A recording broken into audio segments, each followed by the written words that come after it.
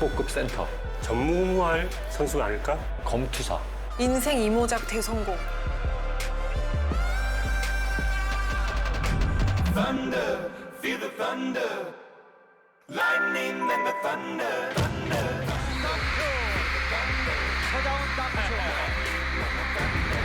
득점과 리바운드에서 통산 최고 기록을 이어가고 있습니다. 빼내냅니다. 리바운드 서장훈입니다. 서장훈입니다.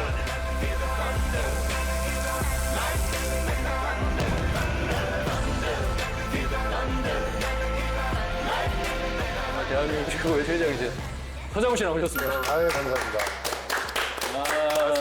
아유, 불러주셔서 너무 영광입니다. 신기하다.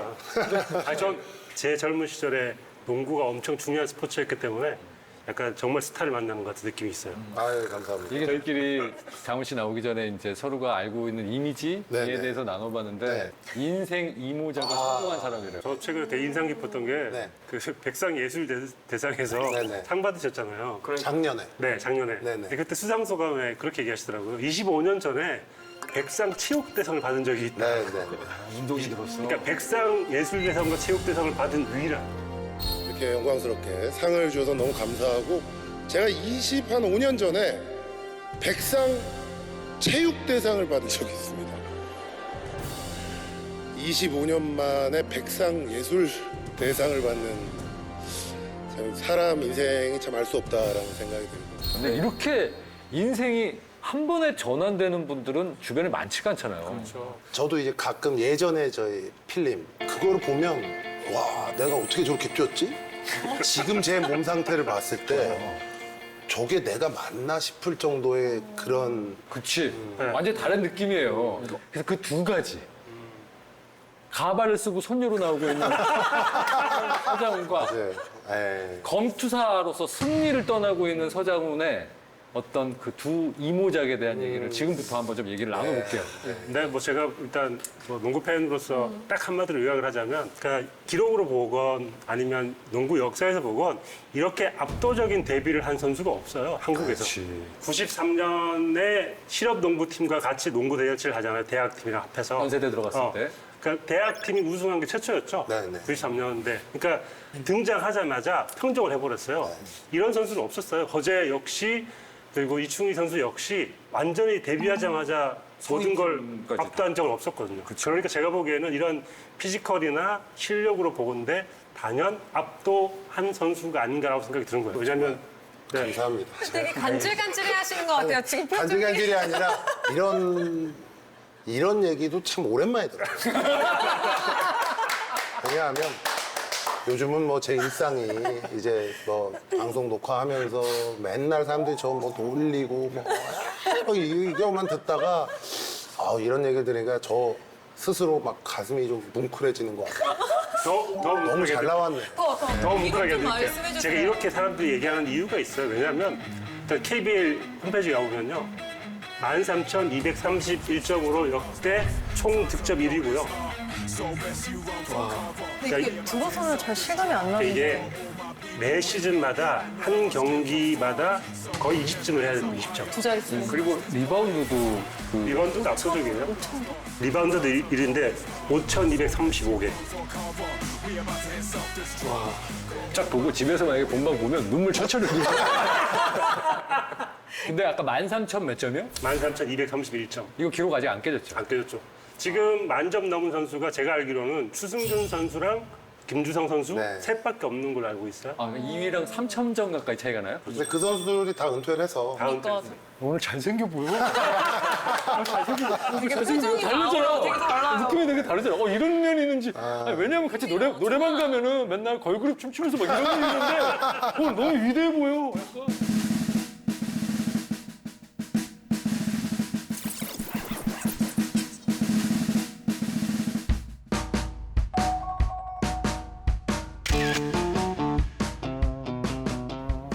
그럼 항상 타고난 재능으로 처음부터 잘 하셨나요? 아니요, 전혀 그렇지 않고 처음에 제가 야구를 했었어요. 너무 못한 게 아니고? 네, 그 당시에 제가 박철순 선수 오비비언스. 네, 정말 전설이신데 나도 야구를 해야겠다. 그래서 갑자기 그냥 야구부에 들어갔어요. 우리 또 선생님도 내가 평소에 운동도 잘하고 이러니까 체격도 좋고. 야구해라. 그래서 중학교 이제 갔는데 굉장히 좀 외로웠어요. 거기서 이제 야구에 좀 흥미를 잃게 되고 그러면서 그러면 다시 우리 친구들이 있는 학교로 원래 있던 학교로 가야겠다 그래서 전학을 가려고 하는데 전학이 안 돼요. 예전에는 강북에서 강남은 특별한 사유가 없으면 전학이 안 돼요. 그래서 아이디어를 어떻게 하면 다시 우리 친구들이 있는 학교에 가서 야구를 할 수 있을까 아이디어를 하다가 농구부가 있는 거예요, 이 학교에. 그러면 농구 특기생으로 나를 데리고 가는 거는 괜찮대요. 그래서 농구부로 갔어요. 학교를 옮겼어요. 관심이 없었는데 농구에 대해서는 전혀 관심도 없고 일단 학교만 옮기면 농구라든 야구라든 친구들이 있으니까 그래서 거기 가서 야구를 해야겠다 그랬는데 이제 그 당시에 저희 이제 선생님 생각에는 벌써 얘가 키가 이렇게 크고 이러니 얘는 야구보다는 농구 시키는 게 훨씬 낫겠다라고 생각을 하신 것 같아요. 키가 몇이었어요 그때는? 그때가 중학교 1학년 이제 말이니까 80대 초반 정도 됐을 거예요. 14살 때. 제가 80대 초반인데 중학교 지금 이만한 거예요. 그래서 힘은중으로 그럼 전학을 갔어. 갔어요. 근데 농구하는 우리 친구들은 다 초등학교 때부터 한 농구 경력이 4년, 뭐 3년 이렇게 된 친구들이니까 실력 차이가 너무 너무 떨어지는 거예요. 키는 커도 이게 실력이 너무 떨어지니까 후보 선수죠. 굉장히 후보 중에 정말 아무도 관심 없는 후보 선수였는데 요즘 뭐 인싸, 아싸 뭐 얘기 많이 하잖아요. 그야말로 아싸 중에서도 최고의 아싸였어요, 저는. 보통 코트가 이렇게 하나 나오잖아요. 그러면 주전들은 여기서 연습을 해요. 여기 못 끼는 애들은 우리 학교 체육관 보면 옆에 링이 그냥 링만 하나 덜렁 붙어 있는 거 있죠. 이렇게 네. 여기 붙어 있는 거. 네, 벽에 붙어 있는 거. 거기 가서 혼자 슛 던지고 있어요. 자기가 쏘고 자기가 잡고 또 쏘고 자기가 가서 잡고 계속 그거 안 써. 그래서 1년 동안 아무것도 안 하고 맨날 슛만 던졌으니까 슛이 되게 좋아졌어요. 그러니까 다른 기술은 별로 없는데 슛이 굉장히 좋아졌어요. 제 스스로. 그러니까 아무도 몰라. 내가 슛을 왜냐 시합을 안 나가니까. 보여줄 수가 없어. 내가 이렇게 보여줄래야 잘한다는 보여줄 걸. 수가 없죠. 근데 그냥 나 혼자 좋아하는 거예요. 그게 뭐 대회에 나가서 뭐가 이런 목표 이런 거는 전혀 없고 그냥 나 혼자 야 내가 슛이 좋아졌네 막 이러면서 하는 거예요. 그러다가 중학교 2학년 말쯤에 그때 굉장히 고민했었어요. 집에서도 고민을 했고 이러다가는 대학도 못 가겠다 얘가. 다 때려치고 그냥 공부를 시켜야겠다라고 생각을 하고 있는 와중에 다리가 빠졌는데 빠졌다고. 이 고관절 쪽이 뼈가 이렇게 살짝 좀 빠졌어요. 그래서 그냥 재활한다라고 그러고 쉬고 수영장이나 가끔 놀러 다니고 뭐 이런다.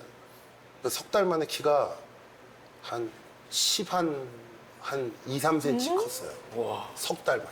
내가 쉬고 있을 때 쉬고 있죠. 80 초반에서. 그러니까 197이 된 거예요. 중3인데 네. 사람들이 처음에 전지도 몰라보고 막 그랬었어요. 너 누구냐 막 이럴 정도로. 근데 그러고 나가서 처음에 이제 시합을 했는데 너무 쉬운 거예요. 다 왜냐면 여기 이만큼 원래 하니까. 나보다 컸는데 다 나보다 작아졌잖아요, 키가. 근데 키가 컸다고 슛감이 없어지는 건 아니잖아요. 그렇지. 근데 키가 큰 애가 슛이 좋은 애가 별로 없어요. 근데 나는 키도 큰데 슛도 좋아. 그 이게 엄청나게 시너지 효과가 일어나요. 에이스도 되는 거죠. 네. 그래서 제가 중학교 3학년 초에 제 인생 처음으로 인터뷰를 했어요. 그래서 신문에 그 스포츠 서울에 나왔어요. 한국 농구를 짊어질 아이다. 갑자기 네. 후보에서 네. 나라를 짊어질. 나라를 짊어질 선수가 신문에 됐어요. 나는. 심지어 되게 유명하신 대학 감독님들이 저를 보면 막 아는 척을 하고 막 장군이니 막. 용돈을 주려고 그러고 막 쉽게 침을 발라놔야 되잖아요. 그러니까 그야말로 드라마틱하게 그 몇 달 만에 제 인생이 바뀐 거예요. 그리고 그때 제 인생이 결정이 된 거고. 그러면 그때 당시에 휘문중학교 2학년 때 후배 중에 현지엽 선수 현주엽 선수가 있어요. 들어왔었죠? 저보다 하나 밑에 잘했어요? 1년 차에. 현지엽 선수는? 걔라고 그러면 안 돼. 우리 현주 지금 감독님입니다. 그 친구도 살이 많이 쪘었어요. 뚱뚱하고 막. 그래서 살 빼려고 농구했다고. 그래서 형들한테 좀 귀여움을 받았어요. 이게 귀여워서 뚱뚱하고. 조금씩 현지혁 감독이 그런 얘기 한 적이 있었대. 농구부에 딱 바보가 둘 있었는데 키 큰 바보 하나, 뚱뚱한 바보 딱둘 있었다고 그런 얘기 한 적 있었잖아. 둘 다 거의 그야말로 바보같이 그냥 그래서 둘이 맨날 놀러 다니고 뭐 농구엔 둘 다 뜻도 없고. 아 진짜? 근데 그 둘이 제일 잘 된 거예요. 그니까. 그 당시에 전체 그 40명 중에 그 둘이 제일 잘 된 거죠. 사실. 영화로 만들고 싶다. 진짜 오늘의 너무 재밌지 않아? 영화 인생이 어떻게 될지 모른다예요, 진짜로. 이제 그게 고등학교 때도 이어지잖아요. 거의 5대2로 하는 거예요. 저쪽 5명, 우리 2명. 그러니까 서로 내가 쏴서 안 들어가면 현주엽이 잡았는데 현주엽이 쏴서 안 들어가면 내가 잡았는데 근데 거의 다 이겼어요. 야, 그러니까 고등학교 시합에 나가서 제가 3년 동안 몇 번 진 기억이 없어요. 그러면 경기 첫 골 기억나요? 이것도 되게 웃기는 게 아무도 모르는 얘기예요. 저만의 기억이죠. 제 공식 대회의 첫 번째 골은 그 중학교 2학년 때 아싸 시절에 크기 전에. 네. 시합에 나가요. 이제 가비지 타임이라고 아시죠? 보통 시합이 게임이 스코어 차이가 많이 나면 막판에 결정된 다음에 후보들 들어가서 1분 뛰고 그런 애였어요. 근데 그것도 막 감지독지 해가지고 막 이러던 애인데 그때 우리 잘하던 형들이 다 제껴가지고 그냥 거저 야 넣어라 해서 받아가지고 아무도 없는데 골 밑에서 그걸 넣었어요. 한 골. 처음 제 인생에 공식 대회 나가서 넣은 첫 골. 아무도 기억을 못해요. 그 있던 팀에 있던 사람들, 그 시합을 본 사람이고 누구고 아무도 관심이 없어요. 근데 저는 그걸 놓고 집에 가서 막 밤에도 잠이 막 심장이 두근두근 뛰고 잠이 안 올 정도로 너무 기뻐가지고. 왜냐면 나는 농구도 늦게 시작했고 농구도 잘 못하고 이런 애인데 어쨌든 잠깐 나가서 뭐 엉성하게 뛰다가 갑자기 그걸 받아가지고 공식 대회에서 한 골 넣었는데 너무 기분이 좋은 거예요. 너무 행복했어요. 진짜. 세상에 다 가진 것처럼 행복했고 넣었을 때 그 느낌이 아직도 저한테 남아있어요. 공이 그물을 통과할 때 그 느낌. 슬로모션으로 기억에 남아있겠다. 그 기억이 저한테 너무 아직도 남아있어요. 그래서 아마 많은 분들이 물어보세요. 제가 골을 그렇게 많이 넣었으니까 네 인생 최고의 베스트 골이 뭐니? 그렇지.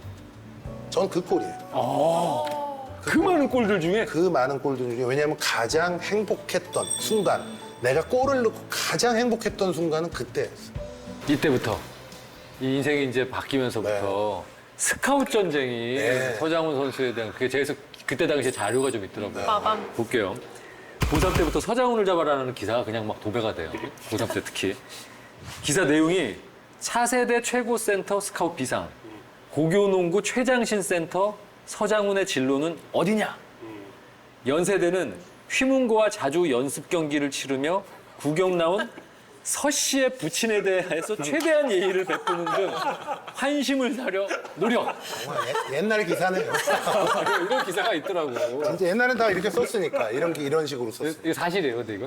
그럼 고3 초에 이제 연대를 가겠다고 결정했는데 그 전까지는 저희 집에 늘 그 연고대 감독님들이 집에 와서 저녁을 드시고 계셨어요. 그러니까 와서 계시는 거예요, 두 분이. 그러니까 같이? 네, 같이. 서 씨의 그림 부친과 함께. 이상하다. 저희 아버지 엄마랑 같이 그때는 두 학교에서 경쟁이 너무 치열해가지고 그야말로 어떻게 해서든지 저를 좀 데려가려고 많이 노력들을 하셨죠.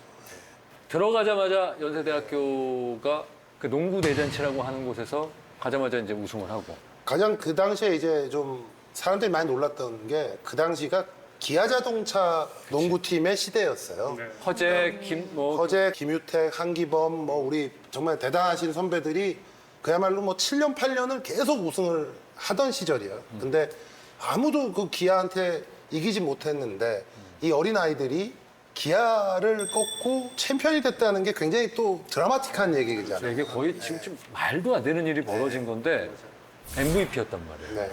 들어가자마자. 처음으로.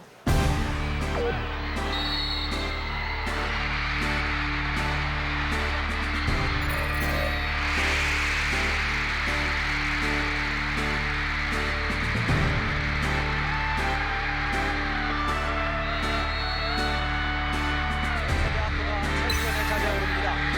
농구 대잔치 11년 만에 선수는 처음으로 챔피언의 왕자의 자리를 차지합니다. 연서.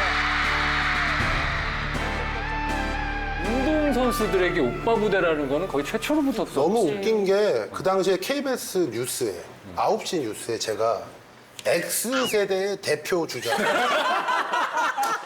정말 찾아봐야겠다. 하나같이 미남미녀가 아닌 젊은이들. 그러나 단연 현대의 스타입니다. 숨겨진 자기만의 독특한 개성이 사랑받는 것은 세계적인 추세입니다. 그러니까 그 정도로 대중의 관심이나 학생들의 관심이 너무 어마어마해서 저희가 어린 아이들이잖아요. 저희도 20살, 뭐 21살이었던 애들이 감당하기에는 정말 약간 착하게 빠질 정도로 왜냐면 저희 숙소 앞에 매일 500명, 600명은 와 있었어요. 진짜? 500명이? 매일 그래서 그 당시에는 그 옆에 항의도 많이 들어왔고 시끄럽다. 그리고 저희 팬레터가 하루에 1000통씩 왔어요. 하루에. 매일. 그러니까 쌀가마니로 하나씩, 한 푸대씩이에요. 그게 1000통이 와요. 저희가 CF도 굉장히 많이 찍었어요. 그 뭐 후회를 하시게? 난 한 방에. 우리 사이좋게. 너를 기다리진 않아. 다가가지도 않겠어. 너무 잘생겼었어. 맞아요. 저를 제외하고 우리 같이 뛰었던 저를 제외한 같이 뛰었던 우리 형들이 정말 혁신적인 비주얼이었어요. 이상민, 우지원, 문경은 그때 이제 독수리들 뭐 이렇게 해서 네. 얘기했었는데 그 소용돌이 속에 있었던 서장훈 씨의 심정은 어땠어요? 근데 저는 심경이. 저는 어릴 때부터 교육이 돼 있어가지고 저희 어머니 아버지가 본인 아들인데도 불구하고 저한테 한 번도 잘생겼다는 얘기 한 적이 없어요. 그럼 뭐라 그러세요? 서로 싸우셨었어요. 그랬어. 너 닮았다. 늘 그 얘기를 자주 하셨어요.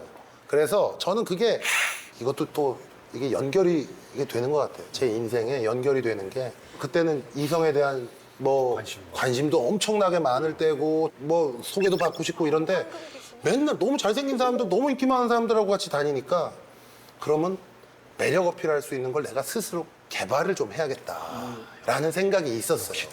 그래서 이 사람들 가만 보니까 잘생긴 사람들이 공통점이 하나 있는 게 말을 많이 하지 않아요. 말 없이 그냥 일단 눈빛으로만 이렇게 교감을 하고 그래서 더 신경 써서 이 사람들을 만나면 재밌게 잘 놀아주고 나 눈물 날 것 같아. 그게 아니 이게 내가 왜 이렇게 말을 많이 하는지 알겠지? 그래가지고 그때 그렇게 내 스스로 좀 노력을 하고 이랬던 게 지금 이렇게 연결되는구나. 40에 은퇴하고 나서 방송할 때 이렇게 쓰일지를 그러니까 대단하다. 단 한 번도 생각을 한 적이 없어요. 진짜. 돌아와서 95년 이후부터 최고의 기록들을 하나씩 쌓아나갔고 아까 얘기했던 뭐 득점, 리바운드, 뭐 MVP, 우승 First things first, I'ma say all the words inside my head. I'm fired up and tired of the way that things have been. Oh, ooh, the way that things have been. Oh, ooh. 우리가 농구인 서장훈에 대한 얘기는 쭉 했지만 네. 지금부터는 이제 좀 신랄하게 얘기하고 싶어요. 일단 본인이 하고 있는 프로그램이 몇 개인지 아세요? 지금 현재. 이제 할 조만간 그것까지 하면 이제 지금 7개. 역대 했던 프로그램 개수 알아요? 제가 지금 이제 만으로 한 5년 정도 했고 횟수로는 한 6년 뭐 이렇게 했는데 고정으로 뭐 이렇게 한 게 한 40개 정도. 이거는 본인은 아까 꿈이 없어졌다고 얘기한 것 치고는 전현무가 됐어요. 맞아요. 아, 이거 진짜 누가 봐도 생계형 예능인이에요. 맞아요. 이 정도면은 정말. 저도 그게 요즘은 굉장히 신경 쓰이는 게 무슨 프로그램을 새로 이렇게 하면 기사가 나고 뭐 제작 발표에 뭐 이렇게 또 하니 너 뭐 이 얘기를 들어서 굉장히 저도 사실 신경이 많이 쓰이고 사실 원래 제 뜻과는 이게 조금 달라요. 은퇴라고 제 원래 계획은 아무것도 안 하고 쉬겠다였어요. 당분간 한 2, 3년은 그냥 놀자. 난 너무 힘들다. 정신적으로도 힘들고 내가 그동안 그렇게 하루하루를 막 그냥 그렇게 가슴 졸이고 이렇게 살았는데 이제는 좀 편하게 쉬자 그래서 6개월 정도 그동안 못 만났던 사람들 만나고 뭐 밤에 뭐 시원하게 원래 저는 그렇게 규칙적으로 살던 사람인데 그냥 무질서하게 살았어요 6개월.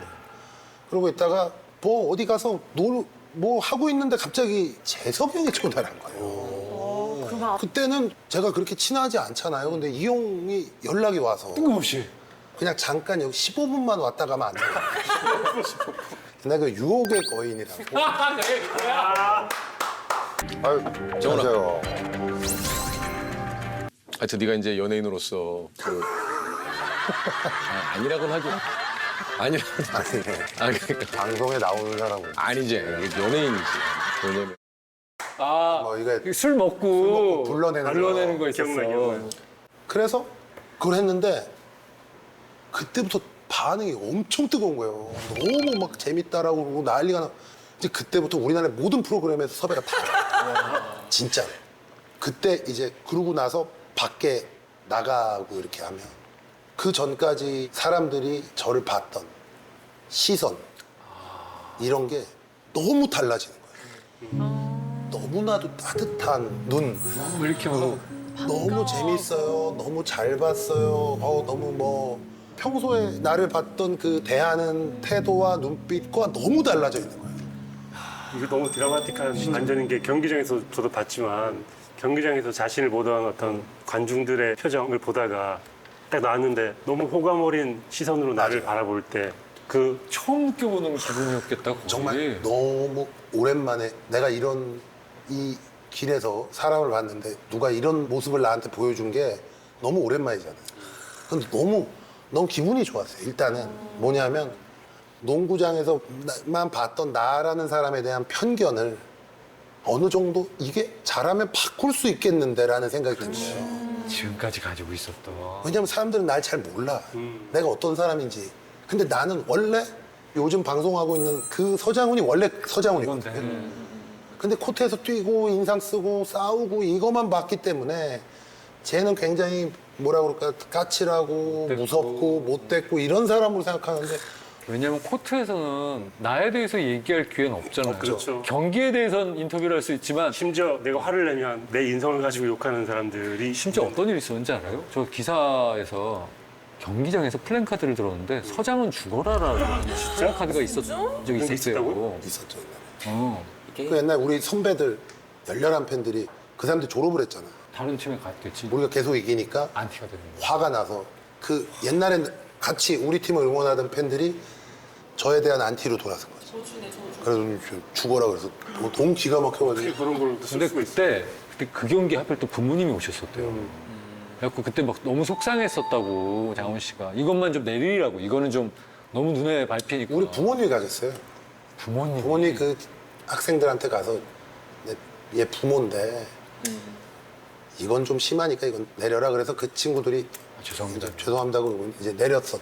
근데 하여간 그런 기억을 가지고 있는 이제 선수 시절에 그랬다가 지금 갑자기 그러면 2주 한 주 딱 했는데 갑자기 사람들이 막 다 그렇죠.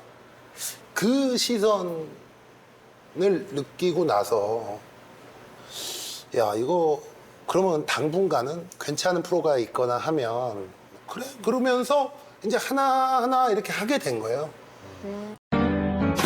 KBS KBS KBS 한국